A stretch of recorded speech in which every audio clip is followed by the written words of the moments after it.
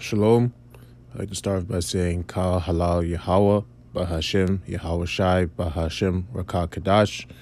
Double honors to the apostles of Great Millstone and to the hopeful elect pushing his word in truth and sincerity across the four corners of the earth.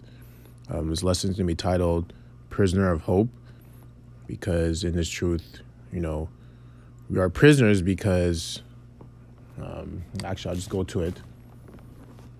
Let the scriptures talk. So Matthew 13, and I'll go in here, blue letter.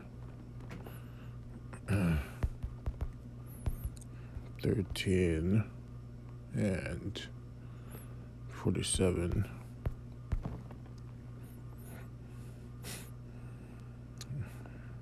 Right. So it reads, "Again, the kingdom of heaven is like unto a net that was cast into the sea and gathered of every kind." Right. So it's a net. So when you catch something, right, use a net, use a trap. That's like prisoners or inmates or criminals that run or on the run. They get caught by the law enforcement. They use a trap or a net or a snare to catch them and to bring them into their prison, right?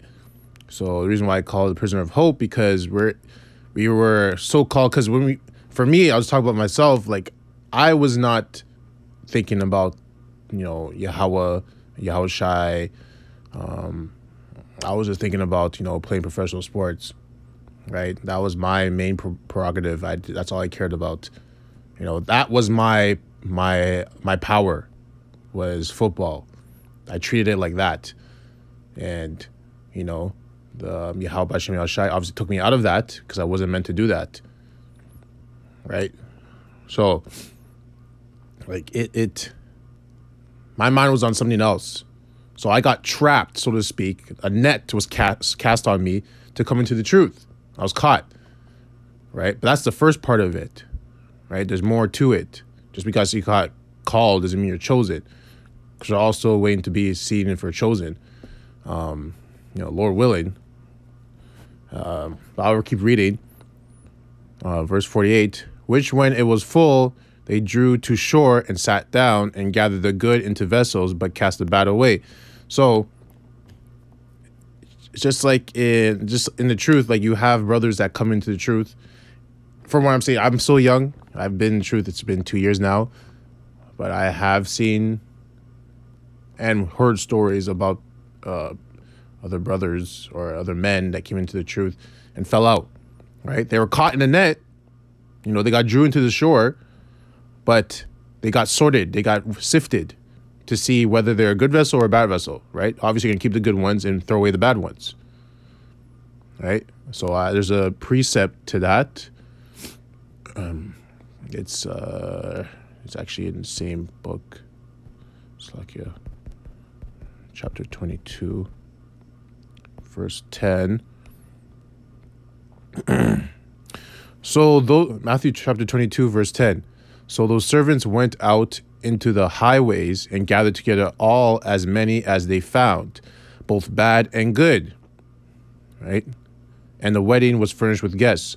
So point is that they took the bad and the good. They went out and took the bad and the good. Right? So they were sifting to see what was good, what was bad. Get rid of the bad, keep the good. Right? And it's just like in sports, anyone that's played sports, you have like first cut, second cut, third cut, then you have the final team, right? The complete team that you have. And even on that team, you have the starting front, right? Then you have the second string. Then you have the third string, right? So even then, there's still levels to it. So, back to the point, so we go back to verse 48, read it again. "Which when it was full, they drew to shore and sat down and gathered the good into vessels, but cast the bad away." So when you come into the truth, you hope and pray, because you are a prisoner, but you're a prisoner of hope, because you're hoping that you're gonna make it to the end, and you're gonna get the blessing that Yahweh Bashem Yahweh Shai promised. Right? So you're hoping you're one of the good vessels, right? When we're in camp, I talk to other brothers, I always say it's like a game of spies, because you don't know who's good and who's bad, right? All you can do is focus on yourself and just be sincere and keep working and keep growing, because you should never be the same. Just like when I was playing sports, you never should. When you first start playing a sport, you should never be this at the same level when you at day one. When you're at day 50, you should have grown since then. And if you haven't grown, then you're doing something wrong, right? You need to check yourself, because you're doing something wrong. It's very that simple. Okay, so we're gonna keep reading. We're gonna read up to 50. So shall it be at the end of the world, the angels shall come forth and sever the wicked from among the just. Right? So the angels are going to come and basically sift out at that point. They're going to sift out who's good and who's bad, because at the end of the day, we don't really know. We don't know.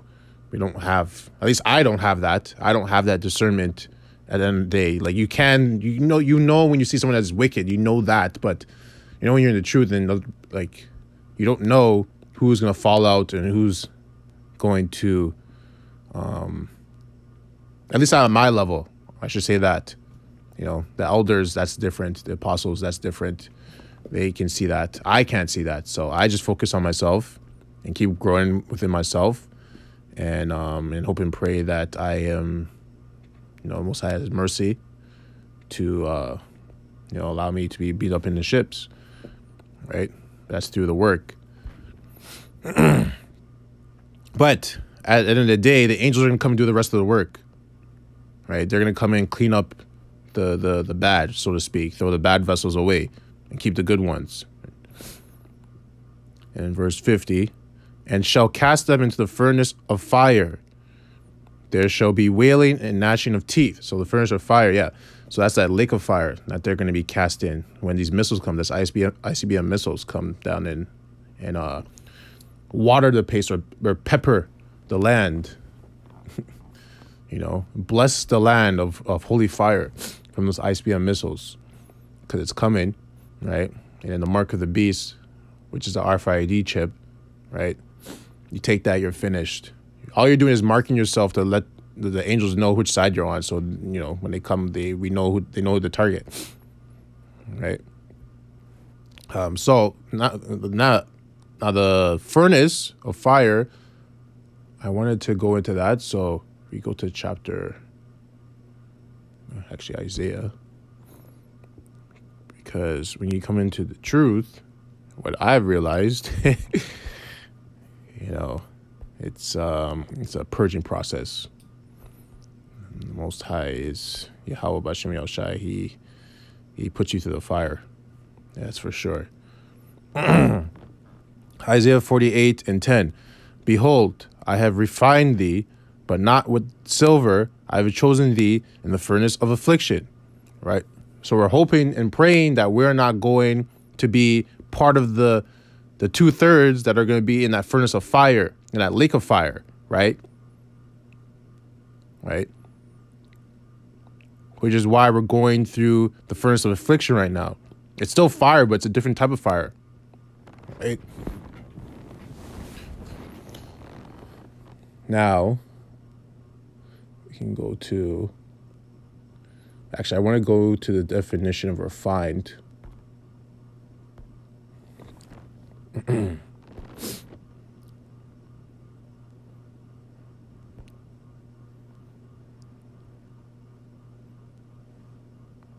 To smelt, refine, test. Say we're being tested. That's for sure. Definitely being tested. To test and prove true. Yep, to prove true. Prove that we're truly, one of the elect. And then it has following manner: purge, pure, purge away. Strong's definition. Okay, so I wanted to actually go into the word purge.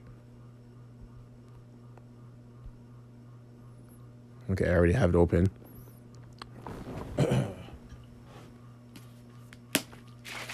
Stop you.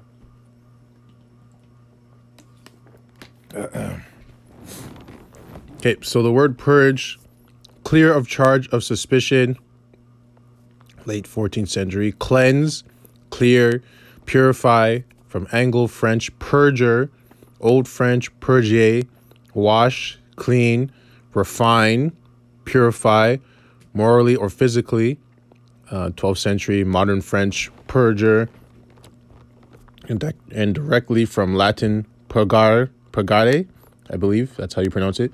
Cleanse, make clean, purify, especially of the body, free from what is superfluous, remove, clear away, figuratively, refute, justify, vindicate, also source of Spanish purgar, Italian purgare, from Old Latin purgare, I believe that's how you're saying it, if I'm pronouncing it wrong. From purus, pure, right? See pure plus root of agare, to set in motion, drive, to do, perform. From pi root, to drive, draw out, or forth, move. Yeah, so draw out. So you're drawing out the impurities when you're purging something, right? Because you're washing it, you're cleaning it, you're refining it, you're purifying it, right? Removing, you're clearing away, you're cleaning it, so that's what Yahweh Bashem Yahushai is doing when he's putting you through the furnace of affliction. Right? Verse 10, Isaiah 48:10. Behold, I refine thee, but not with silver. I have chosen thee in the furnace of affliction. Okay. So, I have one more. Zechariah.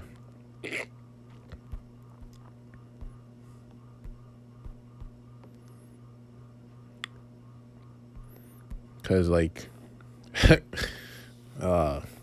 when I when I first came into the truth, it's funny, like, I guess I could talk about it. When I first came in, the brother was with me. My car was taken away. It's a carnal thing, but still need a car to move and do about things, right? It was taken away right away. And it's funny, the brother said, "Oh, wow, you're really in the truth now." I started laughing. I was like, "Wow." So he's like, "Yeah, just get ready, because it's gonna keep coming."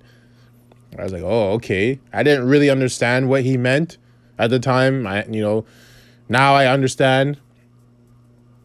Just like when you're in truth, you're all excited. Oh yeah, I'm in the truth. It's great, of course. Yahweh Bashem Yahushai, we're in the truth. Barakatha Yahweh Bashem Yahushai, that we're in the truth. But at first you're all excited because you're an Israelite and everything like that. But you understand the Most High is going to try you. He's going to test you. He needs to see if you are worthy to be on his team. On the roster. Because some people are not worthy to be on the roster because those bad vessels are going to be thrown out. That's why you got to keep pushing. Just like with anyone that's played sports, like first cut, second cut, it keeps getting harder and harder and harder till you make it to the team. So you got to keep pushing. You can't stop, no matter what, right? Because this is just going to make you better anyways, which is why you're supposed to grow. You're supposed to be better than you were on day one. You have to be growing every single day, right? So Zechariah 13:9, I will bring the third part, which is the elect, through the fire, and will refine them as silver is refined, and will try them as gold is tried. They shall call on my name, Yahweh Bashem Yahushai, and I will hear them. I will say, it is my people, and they shall say, the Lord Yahweh is my power. So that pretty much hits it on the nail.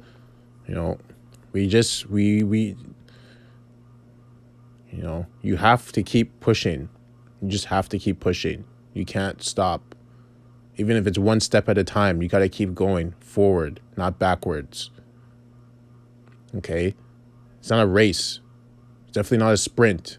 It's a marathon, right? You got to take your time. Because if you sprint, you're going to miss things. Then you're going to have to come back and do it again, right? Take your time. Don't rush. That's the best advice I can give to anybody that's just coming into the truth. And I'm still young myself, but I learned enough to know that you're not supposed to sprint. You're supposed to, it's a marathon. It's a marathon. Anyways, I hope this lesson was edifying. And close off by saying, Ka halal Yahweh, Bahashem, Yahweh Shai, Bahashem, Rakah Kadash. Double honors to the apostles of Great Millstone and to the hopeful elect pushing his word in truth and sincerity across the four corners of the earth. Death and destruction to his wicked kingdom, the 2/3 as well. Kwam Yasharala, Abal Dabal, Shalom.